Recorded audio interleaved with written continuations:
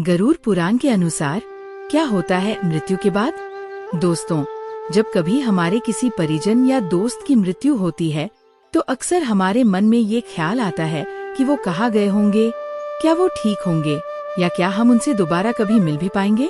दोस्तों, हमारे हिंदू धर्म में जब किसी की मृत्यु होती है तो उसके शव को जला दिया जाता है, अर्थात उसका अंतिम संस्कार कर दिया जाता है। लेकिन क्या कभी आपने सोचा है कि अंतिम संस्कार के बाद अर्थात शव के जलने के बाद उस मृत आत्मा के साथ क्या होता होगा और वो कहाँ जाती होगी? अगर आप भी इसके पीछे का रहस्य जानना चाहते हैं तो इस वीडियो को अंत तक जरूर देखिए। नमस्कार दोस्तों, आपका स्वागत है हिंदू पुराण टीवी में। आपसे विनती है हमारे चैनल को सब्सक्राइब कर लीजिए और कमेंट में जय श्री हरि विष्णु लिखकर परमात्मा को अपना आभार व्यक्त कीजिए।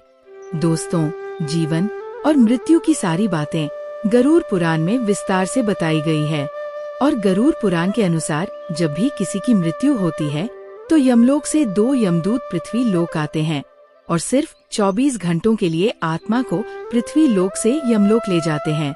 वहीं दूसरी तरफ उन 24 घंटों के दौरान यमदूत आत्मा को यमलोक में उसके पूर्व में किए गए अच्छे बुरे कर्मों को दिखाते हैं। उसके कर्मों के आधार पर आत्मा को वापस उसके घर पर उसके परिजनों के बीच छोड़ देते हैं। उसके बाद 13 दिनों तक आत्मा उसके परिजनों के बीच ही रहती है और सब कुछ सुन और देख सकती है और परिवार वालों को रोते हुए देख उनसे बात करने की कोशिश करती रहती है, लेकिन उसे कोई नहीं सुन सकता और नहीं देख सकता है। दोस्तों, 13वीं खत्म होते ही यमदूत वापस उस आत्मा को लेने आ जाते हैं और आत्मा को वापस से यमलोक ले जाते हैं।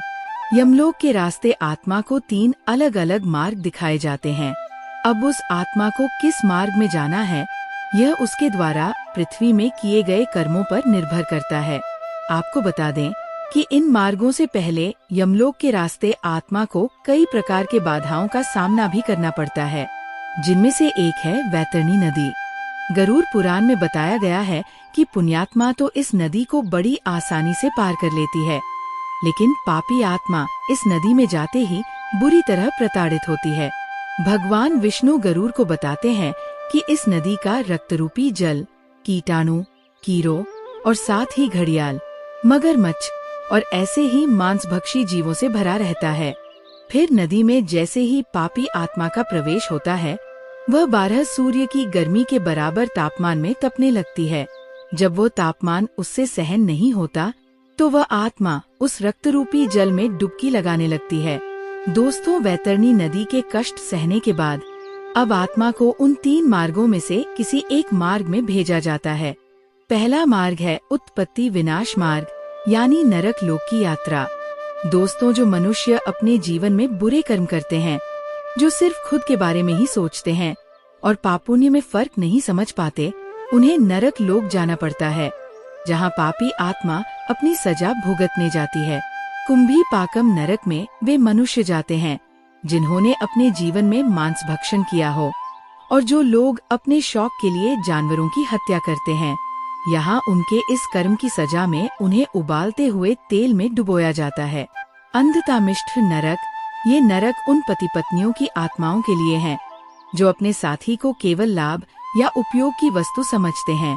इस नरक में उनकी आत्माओं को गरम डंडे से मारा जाता है। पितृलोक का मार्ग भी कहते हैं। दोस्तों, पितृलोक एक तरह से वेटिंग रूम जैसा होता है। जब किसी आत्मा को उसके कर्मों के अनुसार स्वर्ग या नरक दोनों नहीं मिलते तो उस आत्मा का वापस से धरती पर जन्म होता है, लेकिन जब तक उसके द्वारा किए गए कर्मों के अनुसार उसके माता पिता को चुना जाता है तब तक उस आत्मा को पितृलोक में इंतजार करना होता है। फिर सही समय आने पर उसका दूसरे शरीर में जन्म हो जाता है। दोस्तों, साल भर हमारे पितर पितृलोक में निवास करते हैं, लेकिन साल में केवल 15 दिनों के लिए भगवान पितृलोक के द्वार खोल देते हैं ताकि हमारे पितर पितृलोक से धरती लोक अपने परिजनों से मिलने और भोजन ग्रहण करने आ सके। इसी समय को पितृपक्ष कहा जाता है। अगला मार्ग है अर्ची मार्ग, यानी स्वर्ग लोक की यात्रा। दोस्तों, जो लोग अपने जीवन में अच्छे कर्म करते हैं, दूसरों की भलाई का सोचते हैं, भगवान की भक्ति में लीन रहते हैं, उन्हें स्वर्ग लोक मिलता है। ऐसे में खुद यमराज आत्मा को स्वर्ग तक लेकर जाते हैं। वहाँ उस आत्मा का स्वागत अप्सराओं द्वारा किया जाता है और वही उस आत्मा को सारी सुख सुविधाएं प्रदान की जाती है। तो दोस्तों, आज की ये जानकारी आपको कैसी लगी, हमें कमेंट करके जरूर बताएं। चलिए अब अगली वीडियो में मिलते हैं। जय श्री हरि विष्णु।